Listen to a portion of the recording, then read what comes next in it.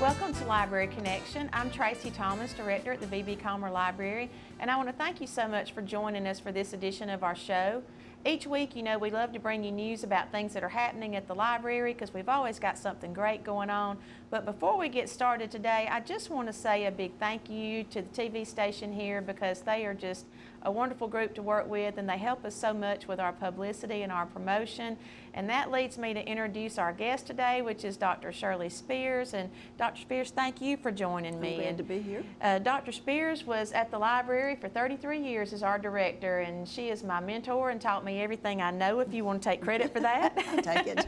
I'll take it. You're a prize student, Tracey.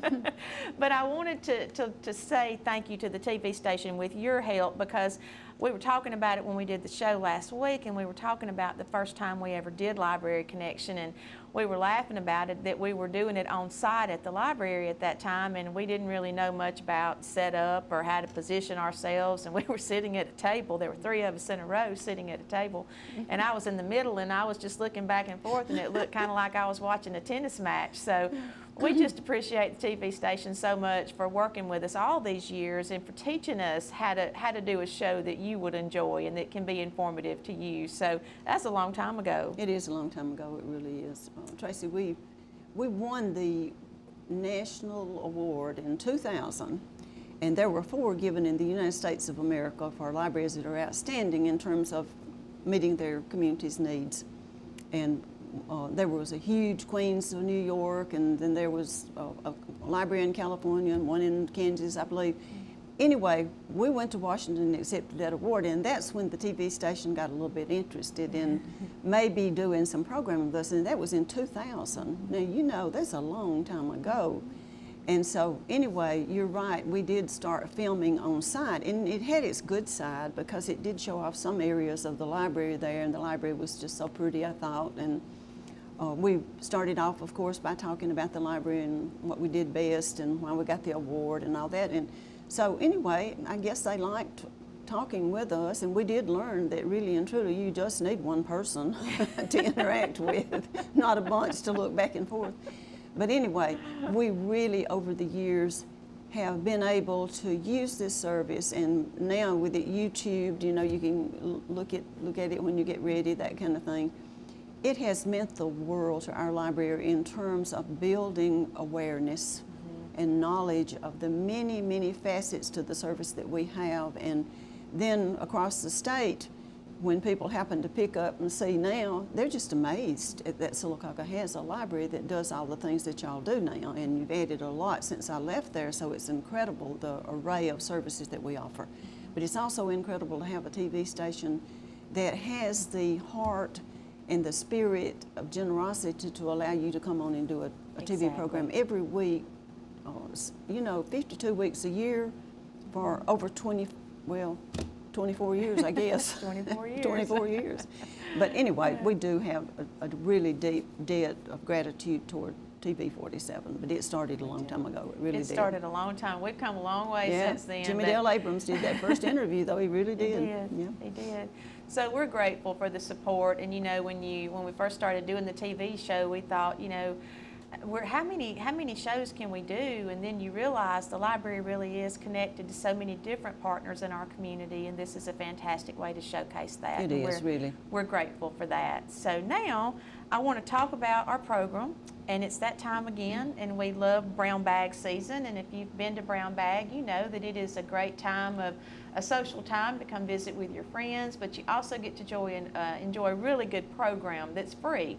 And so the First Bank of Alabama has been just a rock for us to help sponsor this and to keep this program going. And, we had some rocky times during COVID, like everybody did, with how to keep the program alive and keep it in a way that felt safe for participants to come in. And so we had to modify, and we just appreciate them for staying with us and trusting us to do a good program that showcases them in a great light as well.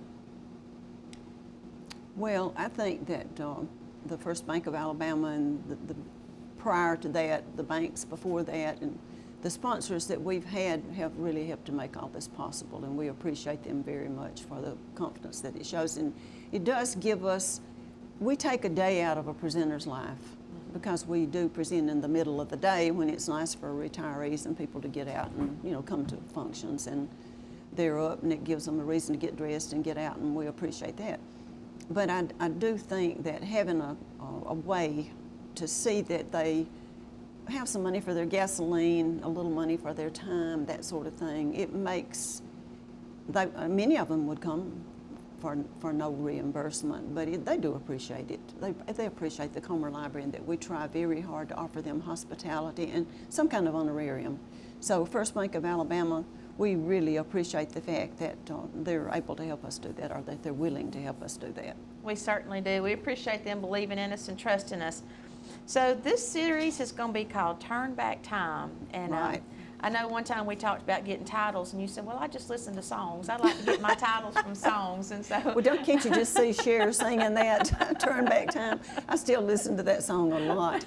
And it was one of my favorite titles along the way. And many people take an umbrella title, and we may wind up doing that. For all these years that we've been having programs, we've been choosing different titles along the way. Maybe every 10 years we might recycle one. But I don't know, I just think it's fun to look for something to call the unique and wonderful thing that we do, which is gather presenters to talk about a variety of topics. I think it ties your topics together. It does, it kind of ties the topics together, but it's interesting to me. We try hard to kick off with music and end up with Dolores Haddock as a storyteller. And you know, Dolores is $25 or $30 ticketed person, and she does all kind of work. So she's gracious to save us the last program every time. So she closes out for us. We say we go out on a high note. We come in on a high note, we go out on a high note. So anyway, I think, you know, Tracey located Randall Warren, and we hear such good things about his music. And of course, I looked at the Dee Ford show and saw some of the singing and that kind of thing. And I thought, you know, that'd be fun to have somebody to come in and do some classic country and maybe do some gospel songs. And looks like that he is a little bit religious and likes gospel songs. So I think it'll be fun to see him sing and to see them play. I think that'll be a good show. I've been real interested to see him on the TV show that he is a member of a house band, and they do a lot of requests, and I'm always so impressed with that when people can take requests on the fly and come up with a really good show. So his songs are good, his playing is good, he's got a couple of players that are going to come and play with him. He's well known in the area, he plays at some of the local venues, so we're excited to give him a try. And his band that's coming with him, and we just think our audience will respond really well. I think they will, and we'll ask him to sing Turn Back Time. Well, you know, one of the things that we have noticed is during the brown bag programs when we have music playing, it affects the audience in a totally different way than the lectures are fantastic, and you can tell that they're thought-provoking, but when you have a music program, you can tell that it affects people, their emotional side. It does, and the new research on music and the impact that it has on the brain and how they're using it so much with people who have memory problems. And then we think about Tony Bennett getting up, and after he was really, really almost near death, he had Alzheimer's, and he gets up with Lady Gaga and he sings for an hour. All the songs that he knew, never missed a word. And you see the stimulation that it can do for the brain and how it can make you feel better. It can make you remember the good times, maybe your courtship and maybe the days when you were young. And I enjoy seeing the people in the audience there, and because we do have a lot of men that come, and they'll come, the husband and wife teams, and you can tell that their favorite songs, it reminds them of a time in their life. And that's just so interesting, and I love the music, I really do. And I think, in fact, I wouldn't mind having a music series. Could do that. I think it'd be great. And it is pure history. If you listen to songs, they're talking about life as it was. So it does fit with our history series, and I'm so glad that Randall could accommodate us, and I hope he'll have a good time. I think he's going to do a great job. He's excited about coming. We're going to take a quick break, and when we come back, we're going to talk about the rest of the Brown Bag series.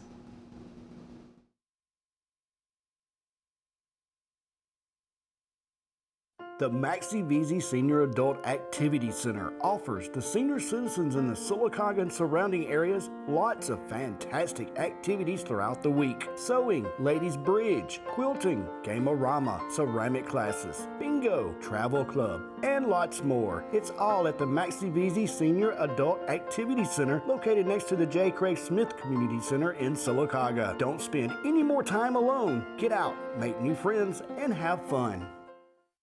Coosa Valley Medical Center, one of the top 10 hospitals in Alabama, is also Sylacauga's largest employer.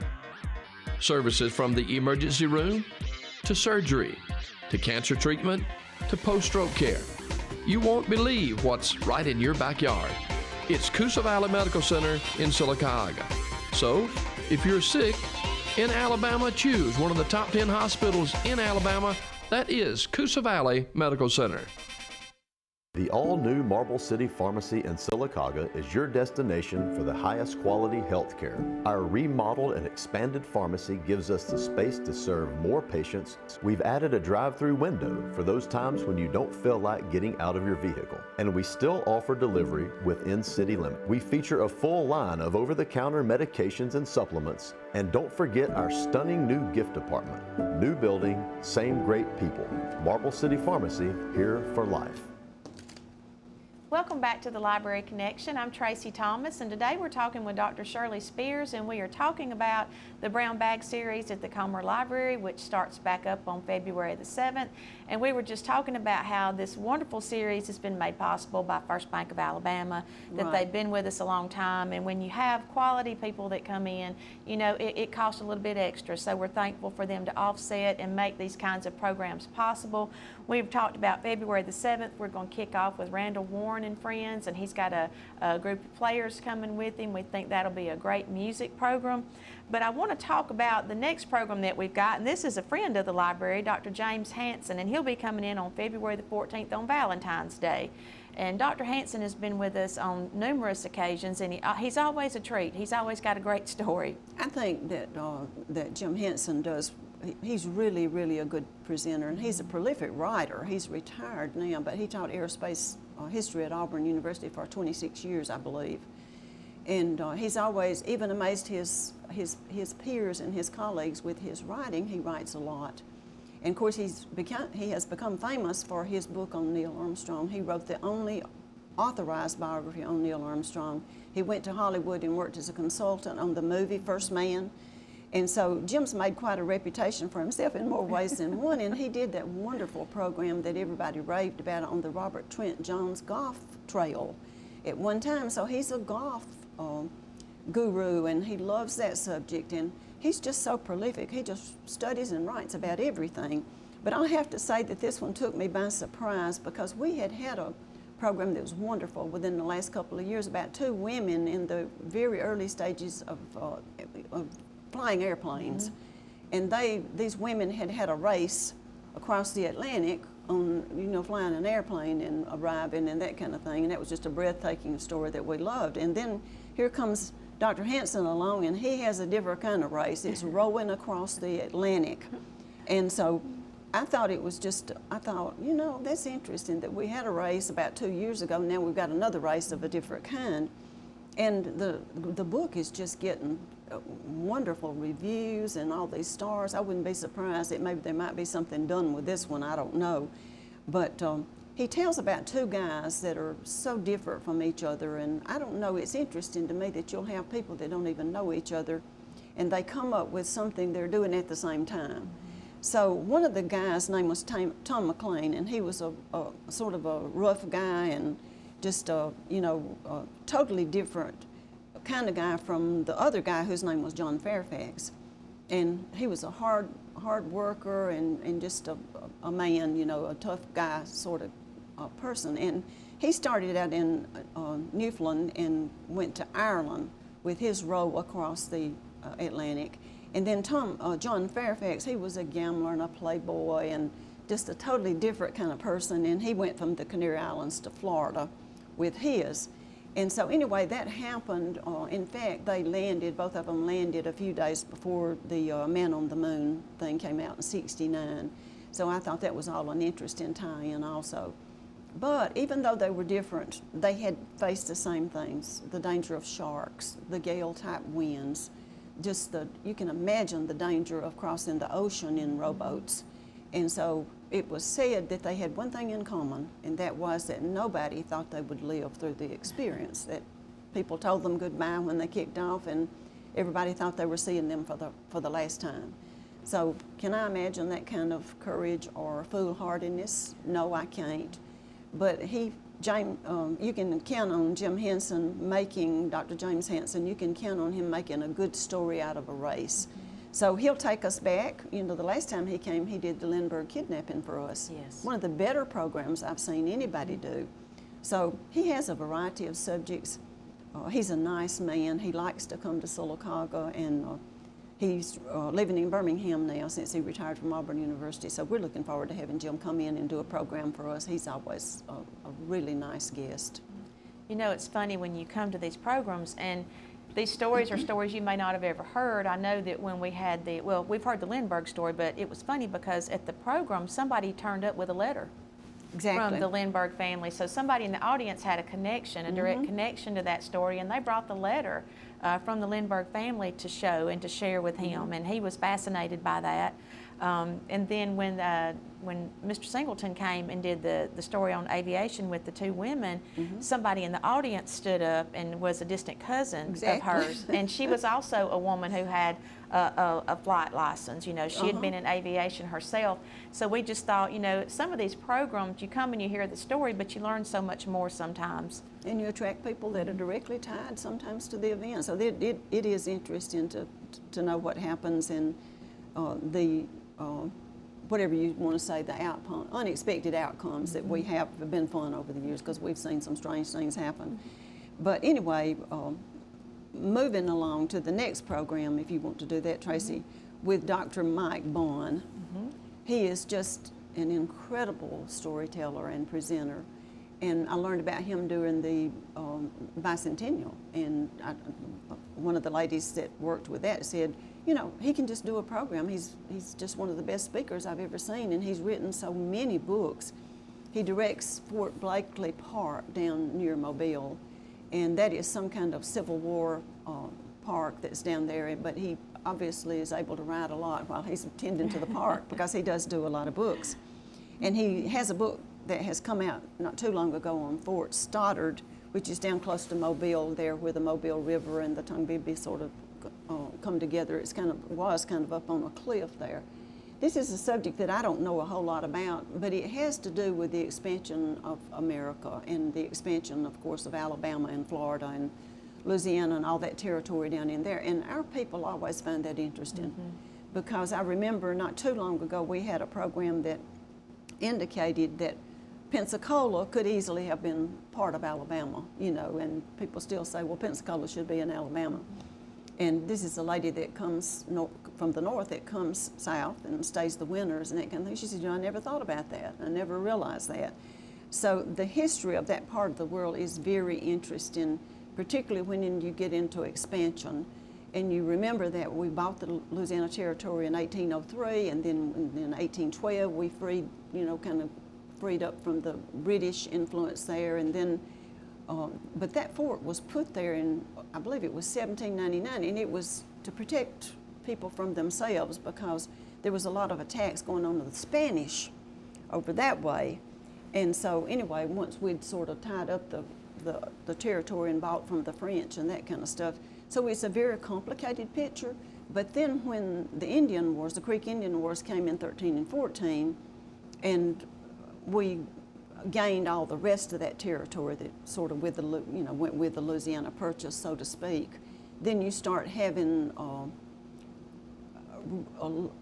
say that the Louisiana Purchase doubled the size of our country, and then when all this happened, you didn't need that fort anymore because you didn't have to worry about people, I'm talking about Americans, attacking to the right or attacking to the left. And that, in my simple way of thinking, is the way I understand that story of Fort Stoddard. And Mike just found it a fascinating fort, that it was so important to that period of time. It was a center of diplomacy, it was a center of communication. Remember, back then you didn't have communication like we have now. So Fort Stoddard he thinks is a really key military and diplomatic center that existed during that time, and he wanted to tell its story. So we want to hear that story. We want to hear it. We think it'll be a great program. We've got 2 more great programs to tell you about. We're going to take a quick break. We hope you'll stay with us. There's a lot in life to smile about. Are loose dentures or missing teeth keeping you from enjoying the things you love? Don't miss out on enjoying life's precious moments. You can be you again with affordable mini dental implants. You can smile again, laugh out loud, and have your self-confidence back. Let us help you make it memorable. I'm Dr. Rick Redmond. Call me today for a free consultation and give me the opportunity to change your life. Great. What am I going to do now? Time to visit Brown's Auto Collision. No problem at all. We've contacted your insurance company and we can get you back into original condition right away. And I just want to remind you that all of our work is covered by a lifetime warranty. We're done. Wow, that was easy and looks great. Brown's Auto Collision. Where quality is no accident. The all-new Marble City Pharmacy in Sylacauga is your destination for the highest quality health care. Our remodeled and expanded pharmacy gives us the space to serve more patients. We've added a drive-through window for those times when you don't feel like getting out of your vehicle. And we still offer delivery within city limits. We feature a full line of over-the-counter medications and supplements. And don't forget our stunning new gift department. New building, same great people. Marble City Pharmacy, here for life. Welcome back to the Library Connection. I'm Tracey Thomas, Director at the Comer Library, and today we're talking with Dr. Shirley Spears about our upcoming Brown Bag program that will kick off on February the 7th. We've got 5 programs in the series, and if you've never been before, we want to tell you a little bit about the format. The programs happen on Wednesdays, and the auditorium opens at 11:30. And so it's called Brown Bag, and the original format was you bring a brown sack lunch and you bring you a sandwich, and we'll provide you with a bottle of water and a great dessert. The Coosa Valley Medical Center Hickory Street Cafe always does a fantastic job providing fresh baked cookies that are individually wrapped. The room is somewhat separated by tables, so you can't sit right on top of anybody, and we think that helps people's comfort level, to come in and participate in an audience type setting. So we open the auditorium at 11:30. You come on in, have your lunch, enjoy visiting with your friends and your neighbors, and then the program kicks off at 12 o'clock at noon, and it lasts until about 1 o'clock. Some of them will go right up until 1 o'clock and leave a few minutes for question and answer, so be prepared to stay until about 1 o'clock, and we think that you'll have a great time. But it's free of charge. That's the best part, thanks to First Bank of Alabama, and so we're looking forward to it. And we have another great program on February the 28th, and we have talked our friend Chris Carden, who will be no stranger to anybody in Sylacauga, into coming up and joining us for the day to do the history of the Sylacauga Police Department. Well, Tracey, one thing to mention too is that if they do work and come in on their lunch break, the presenters know that they may slide out a little bit early out those doors. So that's not a problem either. If they want to come and they are working people, we do have some working people that come on their lunch break. But I will tell you this, Chris did this program for us many years ago, and he didn't have any gray hair then. I see in this picture that he has some gray hair, so he's retired now from being a policeman. But watching Chris was a lot of fun, when he was younger and was on the police force, and then became a captain, and then, became the chief and that sort of thing. But he obviously is a history buff, because I have never seen anything like the collection of memorabilia that he had back then that he showed us of the different things about the police department. So that obviously became a real hobby for him to know all about the police department. And of course, his father before him, his grandfather before him had been on the police force, and his father on there, and they're a very important family in the police history of this town. Actually, the Sylacauga Police Department does have an interest in history. There's been a lot of incidents happened along the way, and Chris knows about all of them. And he's, has a background of having been in law enforcement one way or another for a long, long time. And he was in the service, and I really didn't until he retired. I didn't really know, and I went over to see him retire. I didn't realize what a varied background he had and how much experience he had in the world of that he'd served in the military, and then when he came into civilian law enforcement, he was with the Sheriff's Department, Talladega County, and then came to Sylacauga. So he does have a lot of experience. He has a tremendous interest in history. So I think that people will really, really enjoy seeing this program called Sylacauga's Thin Blue Line. I think so too. I think Chris will do a great job. It's nice to have him come back home too. On Wednesday, March the 6th, we wrap up with Dolores Hydock, and she is a crowd favorite. And as you mentioned, she's normally somebody that you have to pay at a ticketed event to see. We're proud we can provide her for free. Well, we're glad, and she's going to do something called spring cleaning, and she always has these little catchy titles. And so anyway, she says that she was going through a bunch of stuff, and she ran across things that reminded her of a high school reunion she had, and that's a great story, and a cast iron skillet. She learned to make cornbread after she came here from Pennsylvania. And Dolores is delightful. She takes us out on a high note. I don't have to tell you how good she is. If you've seen her before, you'll be back, and if you never have, you need to come. Adults love storytelling too. That's one of the things that we've discovered, and Dolores does a fantastic job. And Dr. Spears, we just got a couple of minutes left, but before we go, I want to thank you so much, because if you're not aware, Dr. Spears retired from the library director's position, but she did not retire from the library altogether, and she runs our Comer Library Foundation. And I want to make sure we mention that, because you still work with this program, and we get these caliber of presenters that come because you have such a reputation with them and a history with them, and they trust you, and they love coming to Sylacauga because we have a great crowd. So thank you for all that you continue to do for the library. I appreciate the credit that Tracey gives me, but the way the library staff treats people, and over these last 24 years, people coming in, our library has gained such a great reputation for their hospitality, and for, as Jim Henson told me the last time I talked to him, y'all treat your presenters really well, Shirley. So the staff does pull out all stops, and I really appreciate that, because I do enjoy continuing the programs. It's part of the legacy of the library. Well, the Comer Library Foundation has made such a great difference in the quality of the services that we can provide from the library, and we're grateful that you continue to put your efforts into fundraising toward that end. I enjoy it. It's not very hard at all to ask people to help with private funding so that we can have the frosting on the cake. For the Comer Library, we get a great budget from the city. We're so glad that we have a wonderful facility and staff.